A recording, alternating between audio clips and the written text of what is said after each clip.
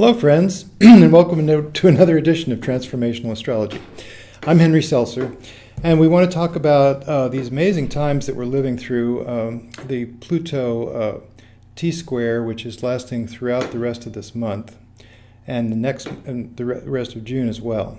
And this is important because we do find that we're kind of right in the middle of a crisis in the pandemic.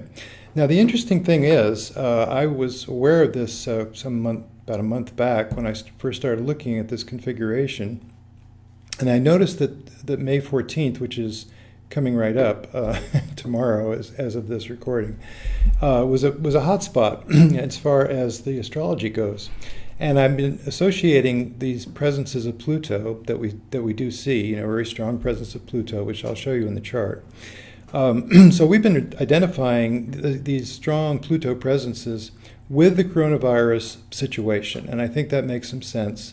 For one thing, it is the societal transformation of this decade, and this particular year in particular is 2020. So we astrologers have been talking about 2020 for some time now, and we didn't know what the societal shift would look like, the major transformation that we were anticipating.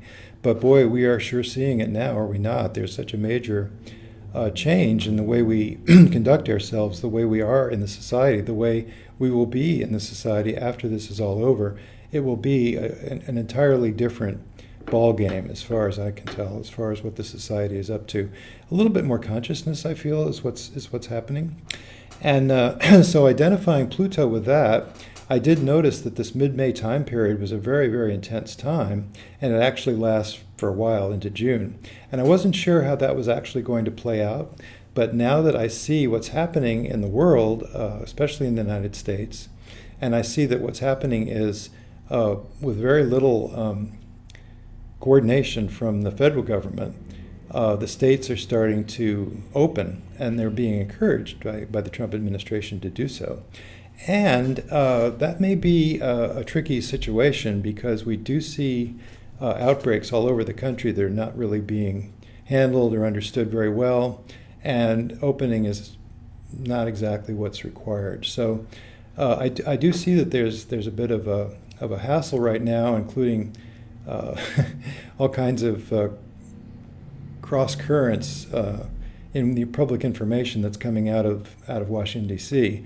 You have the president on the one hand, and you have his health advisors on the other hand saying different things, and the health advisors have been testifying to Congress. So it's a very interesting time. CDC guidelines that have been pushed aside because the president in particular thinks that we should go ahead and open the economy, but maybe that's a mistake to open the economy too fast. It may be that the economy doesn't actually open. So these are the things, because of the virus catches up to us, and we then have to back off. You have to close down a little bit to protect people and to protect even the economy, because people can't go to work if they're getting sick. So it's a very strange situation, and it is an intense situation. And let's take a look at this quarter moon chart, which is quite dramatic, actually. So we'll take a look at the chart. And here we have the last quarter moon. Normally we do this on the full moon and the new moon, but this is a particularly strong quarter moon configuration that I just wanted to show and talk about. And what we have going on is this actual T-square that I've been describing between Eris, which is very powerful in the midst of this, opposite Haumea, a new planet of a spiritual nature, profound connection to nature, taking nature firmly into account in everything that we do, including obeying what might be a concept of natural law. This opposition goes to the T-square, as you can see, with Pluto at 24 degrees, Jupiter at 27 degrees, a couple of degrees away, because this is 54 minutes for Pluto. But, on the other hand, just remember that Pluto is now stationed and going backwards, but they hang out in the same degree in the same minute for a while when they station. So it just recently stationed, standing still, dead still in the sky, very potent that way. And we have Jupiter actually turning retrograde today. In the time passages software, you can check on these things. You can right-click. If I left-click, I'll see what's Jupiter and Capricorn in the 10th house in this natal chart of today. But it's really, we're looking at it as a sort of a transit chart. We're looking at it as the chart of the day tomorrow morning. But if I right-click we find the parallels, that Jupiter is actually parallel to Saturn, parallel to Pluto, which is another thing. But we also see that the next station is on today, May 14th, or the day of the last quarter moon, which is May 14th. And it's going to be obviously 14 minutes, 25 seconds, so 14 and a half minutes.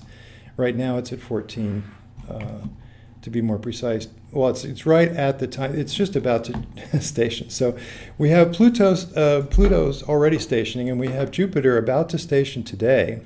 And the Pluto at 24 degrees is matched by a 24 degree Eris in Aries, so that's a perfect square.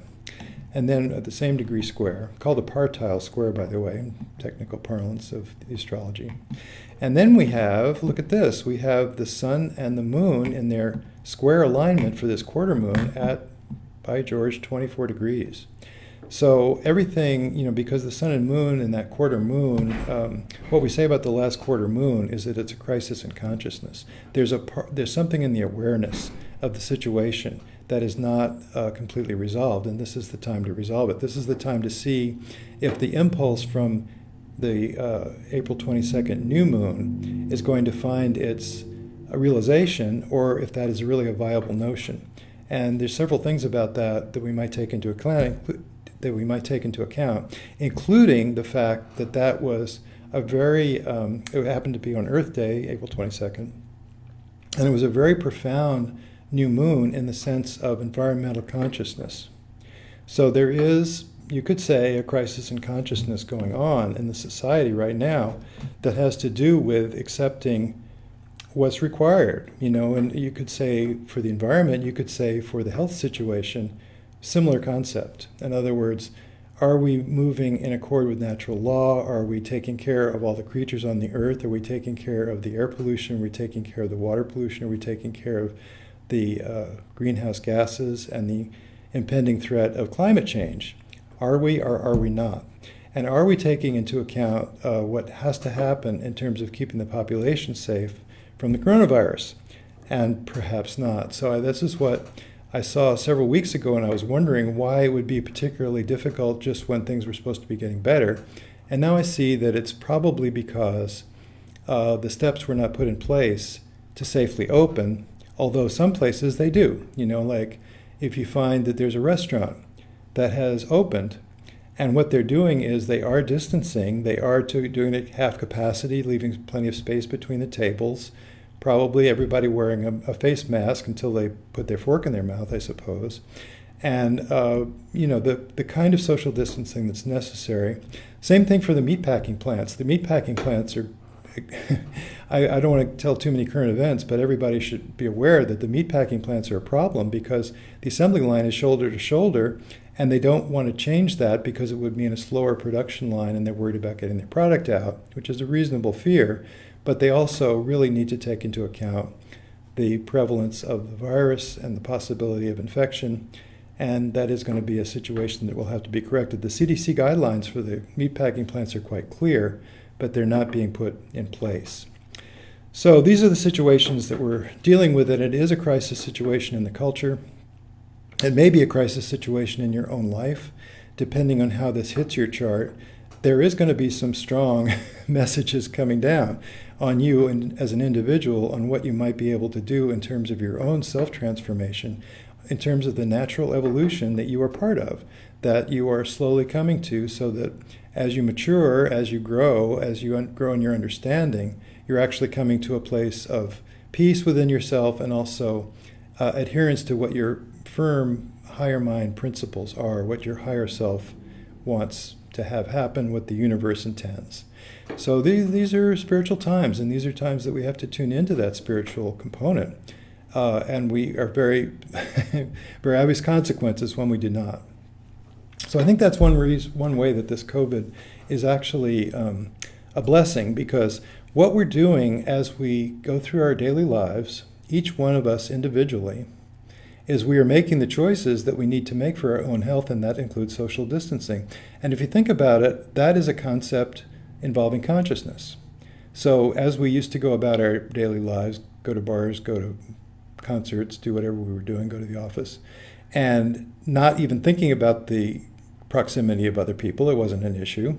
Not even thinking about adherence to natural law in certain ways, like being kind is one. Having some faith in the universe is another.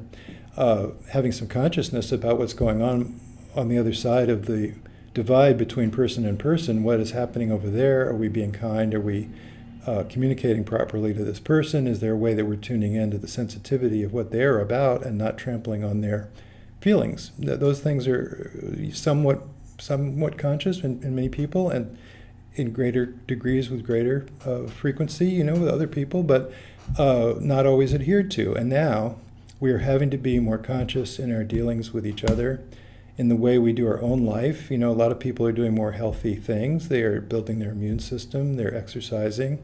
There's a lot going on that's really quite interesting, I think, and it really comes down to each individual and what they may be doing and how they may be reacting. And if they're blaming or feeling hurt or feeling left out of the process, they're maybe not looking at the whole bigger picture of this, maybe just what's happening and something to just accept and to just go along with. What else can you do? Just be with it, try to make the best of it. There's a way you can regard it as a blessing. And there's a very nice piece that Leslie Benson did about the Venus retrograde, which is current in the sky right now as well. Just last night at midnight, turned retrograde, and you can see it in this chart. Venus sitting here at 21 degrees, 48 minutes of Gemini, just having stationed. That's where it's been for a while. And of course, in perfect square with Neptune. And when we see Venus with Neptune like this all month long, a long square transit, not quite all month, but after the May 22nd new moon, it kind of drifts away from that, but because it moves backwards, Venus continues moving backwards. But just right now, and for the days leading up to this, since the beginning of the month, Venus has been square to Neptune. That's a long time of Neptune having quite a strong presence, because Venus is part of the personal planets, part of the way we relate to each other, part of the way we see the world directly around us. And with a lot of Neptune, there's the possibility of misunderstanding, there's the possibility of illusion, idealism, possibility of deception, self-deception. So it's a good thing to take a hard look at the information and what's being shoved around, and who do you believe and who do you think it might be telling you the truth about things. So these are the things that we really have to think about very clearly now, and including the fact that we have quite a few planets changing signs, retrograding. Saturn, in fact, just retrograded. It's going to be moving back out of Aquarius and will be forming a triple conjunction with Jupiter and with Pluto right at around the November 15th timeframe, which is, I believe, potentially another hotspot for the virus, because if we're associating Pluto with societal disruption, with societal transformation, we see that the virus has something to do with that now. So there may be another outbreak in the fall. It's very possible, a more severe outbreak.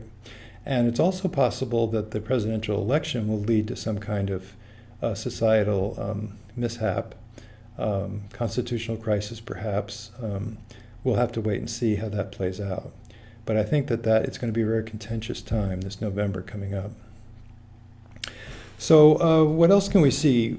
How about Mars? Mars just entered Pisces, now making an angle to Saturn. So Mars and Saturn means that you can't do what you want to do.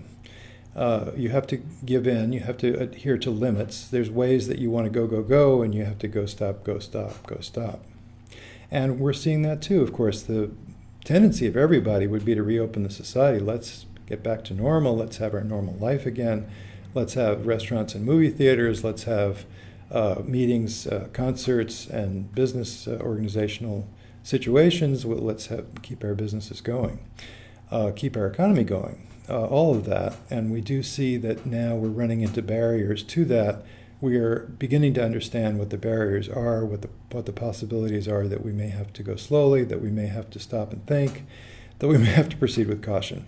And this is all represented by the Saturn in connection with the Mars being more eager to move ahead by nature of its archetype, and Saturn being more inclined to stop, think it over, look at the limitations.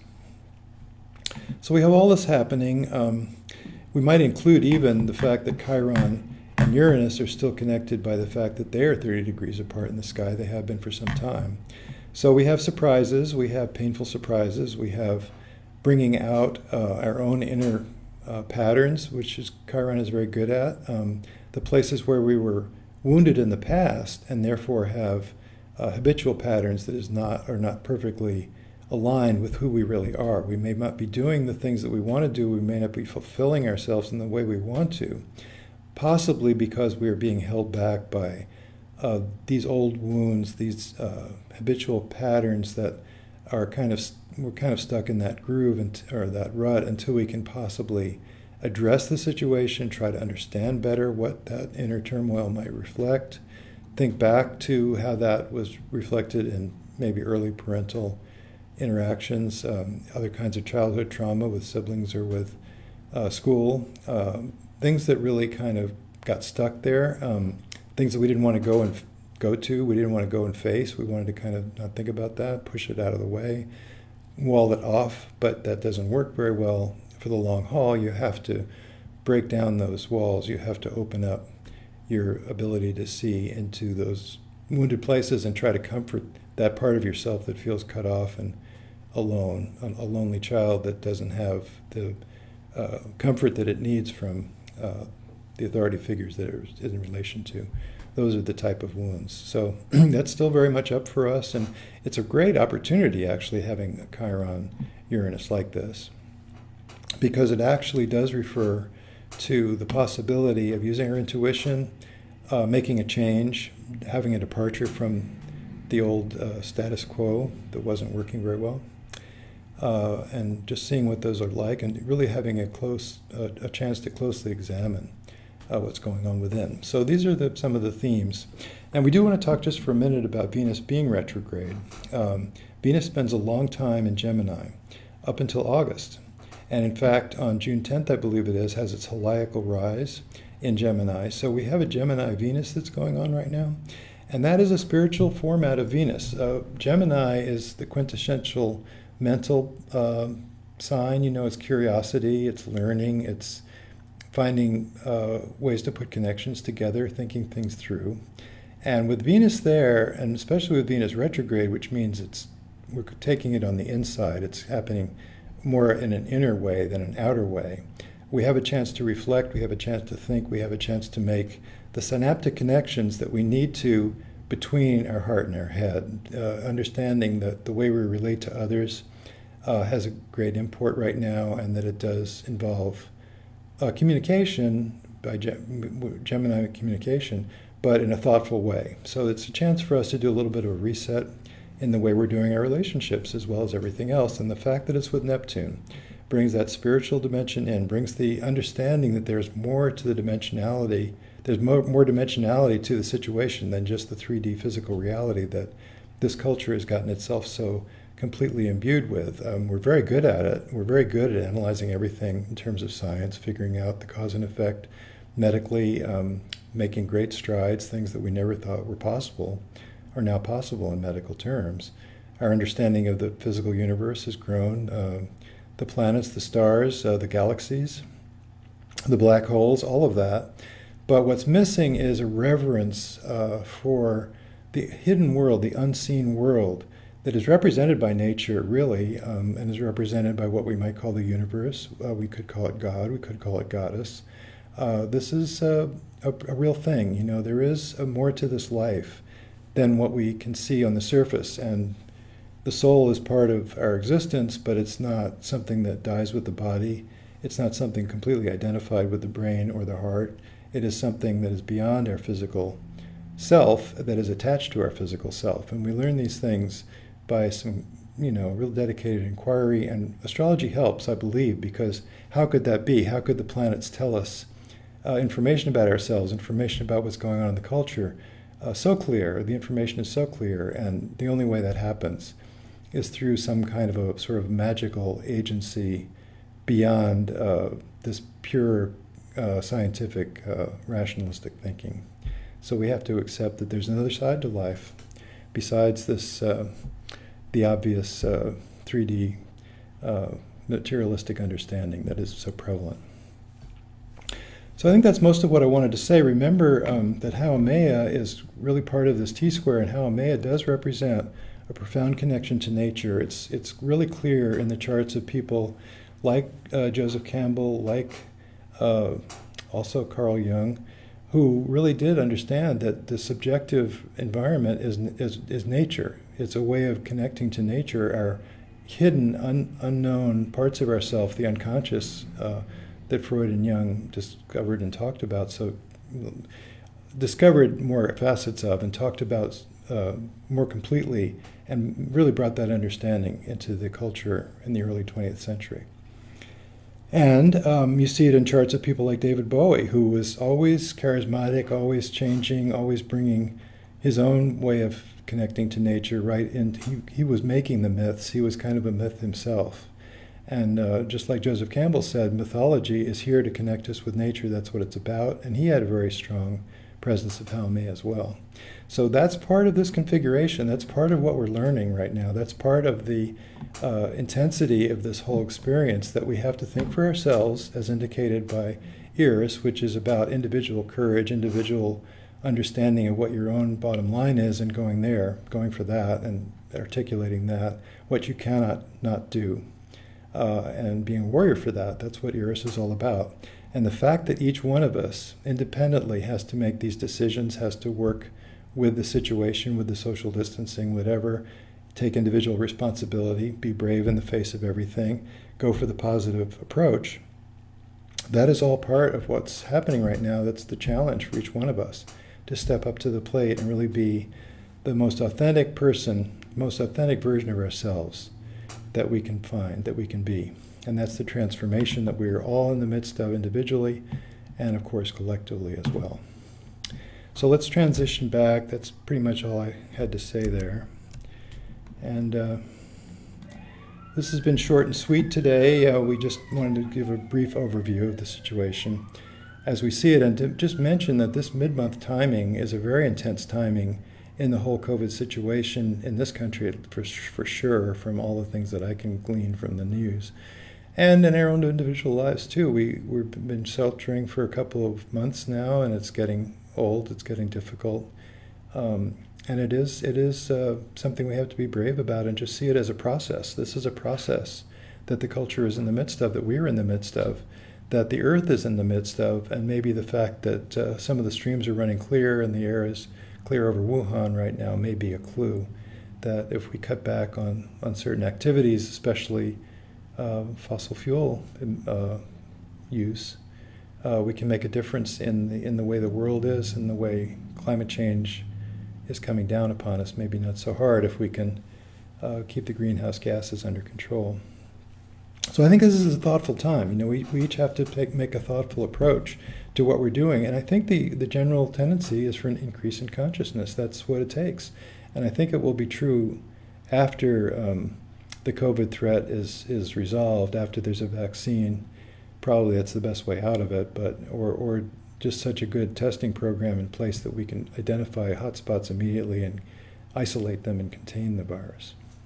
So until that happens, though, we're kind of at the mercy of this, and it is just time to count our blessings and do the best we can and forge ahead, and just realize that we're entering into a new existence. This is a new society that will be emerging as a result of these experiences, worldwide experiences, that all the nations of the world are going through right now.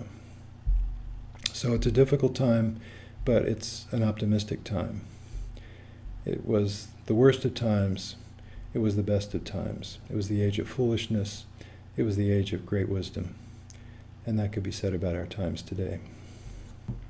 So thanks for listening, and we'll see you next time. Good luck with all that. Good luck with your own process. And keep the faith. Thanks. Bye.